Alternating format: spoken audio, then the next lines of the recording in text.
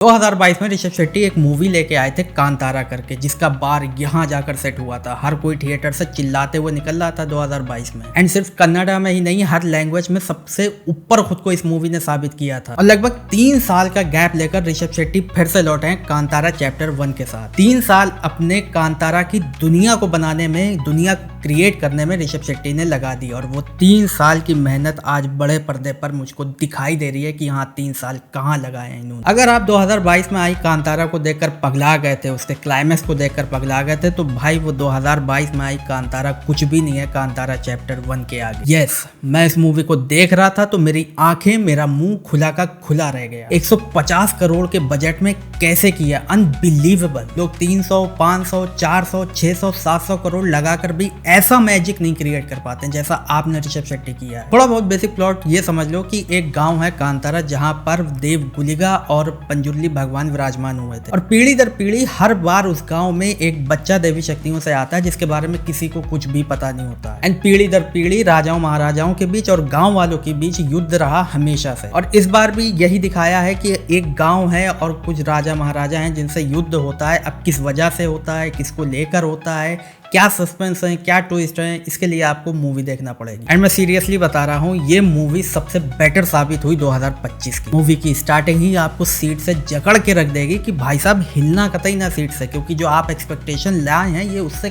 कई ऊपर जाने वाली है मूवी। ये मूवी स्पीक करती है, लाउड करती है, अपने आप को बताती है कि भाई हल्के में तो लेना ही ना हमको। देखो मूवी का फर्स्ट हाफ बेसिक थोड़ा चलता है, थोड़े बहुत एक्शन और थोड़ी बहुत कॉमेडी के साथ अपने आप को निकालता है इसका first half. And first half थोड़ा सा अपने आप को बिल्डअप भी करता है, कांतारा के लोगों के बारे में दिखाता है कि भाई कांतारा क्या है, उसके बारे में जान लो, उसके लोगों के बारे में जान लो, ये कैसे व्यापार करते हैं, कैसे रहते हैं। हाँ, ये कांतारा के लोग हैं, इनका देवी शक्तियों से क्या लेना देना, इनके गांव में जो देव लोग आते हैं, पंजुरिली भगवान और देव गुलिगा हैं, वो क्यों हैं, किस लिए हैं, इनकी कैसे मदद करते हैं। ये फर्स्ट हाफ आपको पूरा नरेशन देगा बैठ के, जो कि मैं कहूंगा बहुत सही है, क्योंकि कांतारा के बारे में जब तक आप जानते नहीं है तो आप क्या समझ पाएंगे कि आगे सेकंड हाफ में ये हमको क्या प्रेजेंट करने वाले हैं, उसके बारे में आप बिल्कुल अनजान रहेंगे। एंड सीरियसली जैसे ही मूवी इंटरवल ब्लॉक पे पहुंचती है और इसका जो बार यहाँ सेट होता है और जो यहाँ पहुंचता है जाकर, अनबिलीवेबल भाई साहब। एंड इंटरवल ब्लॉक में जो इन्होंने एक्शन सीन को डिजाइन किया है, उस एक्शन सीन में जो कैमरा मूवमेंट है, बहुत क्रिएटिव कैमरा मूवमेंट शॉट्स हैं इस एक्शन सीन में। दूसरी चीज, इस एक्शन को बहुत ही क्रिएटिव तरीके से इन्होंने डिजाइन किया, बहुत क्रिएटिव तरीके से आपको एक्शन सीक्वेंस वो पूरा दिखाया जाए। क्रिएटिव शॉट्स ले रहे हैं एक्शन के, और दूसरा जो है कैमरा मूवमेंट बहुत क्रिएटिव तरीके से आपको मूवमेंट करते हुए नजर आ रहा है। और वो जब कंबाइंड होते हैं ना आपस में, भाई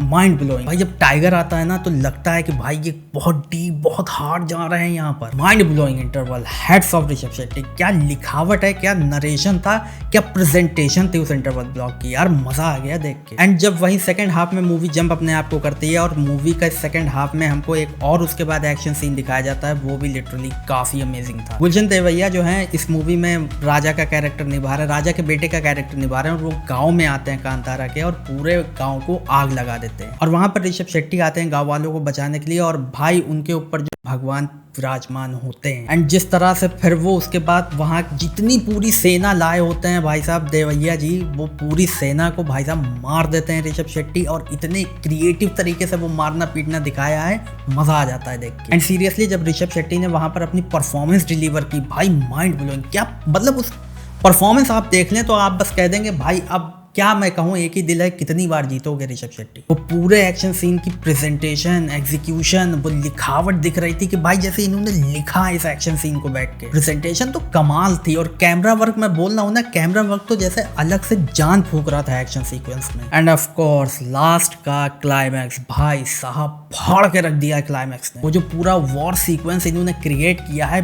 माइंड ब्लोइंग। एंड वो वॉर सीक्वेंस जब खत्म होता है और ऋषभ शेट्टी वो केव में जाते हैं, वहां पर ब्रह्म राक्षस होता है, और भाई वो पूरा शिवलिंग रखी होती है, और वो पूरा जो सीक्वेंस इन्होंने क्रिएट करके हमको दिखाया है, मैं बताना नहीं चाह रहा, स्पॉइलर हो जाएगा, लेकिन भाई मैं डिस्क्राइब नहीं कर सकता उस सीन्स को। मेरा मुंह खुला का खुला रह गया, आंखें फटी की फटी रह गई। मैं सोच रहा था कि मैं देख क्या रहा हूँ। एक तो उस सीन में स्क्रीन प्रेजेंस ऋषभ शेट्टी की माइंड ब्लोइंग, उस पूरे सीक्वेंस की presentation mind blowing, execution mind blowing, cinematography mind blowing, हर एक चीज VFX visuals mind blowing. Kantara 2022 में आई थी, और उसका जब आपने क्लाइमैक्स देखा था तो आप गुण आज तक गा रहे हैं ना कि भाई क्या ही हमने देख लिया भाई, इसका क्लाइमेक्स देखो जाके। एंड ऑफ कोर्स अब आते हैं इसके विजुअल्स पर, इसकी सिनेमेटोग्राफी पर, जो भाई माइंड ब्लोइंग थी। तो विजुअल्स और सिनेमेटोग्राफी अच्छी थी इसकी काफी, हाँ कहीं कहीं पर वो थोड़ा सा पता चल जाता है भाई ये छोटे मोटे इतने से फ्लॉस मूवी की अच्छाइयों पर पर्दा नहीं डाल सकते हैं। मूवी इतनी अच्छाइयों से भरी है कि ये छोटे मोटे कीटाणु जो फ्लॉस के हैं ना, ये भाई लात मार के भगा दो इनको। एंड वहीं अब परफॉर्मेंस की बात कर लें तो भाई ऋषभ शेट्टी हैट्स ऑफ, जो आपने परफॉर्मेंस डिलीवर की है।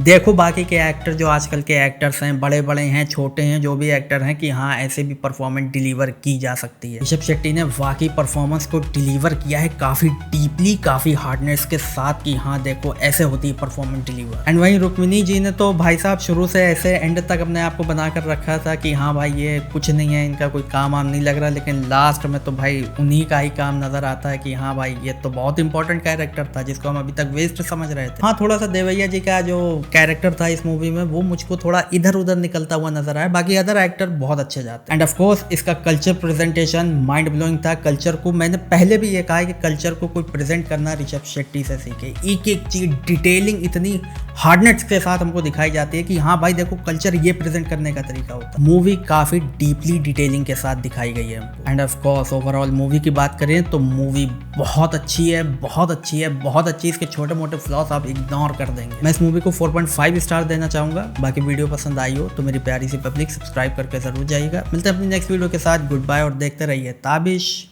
रिव्यूज।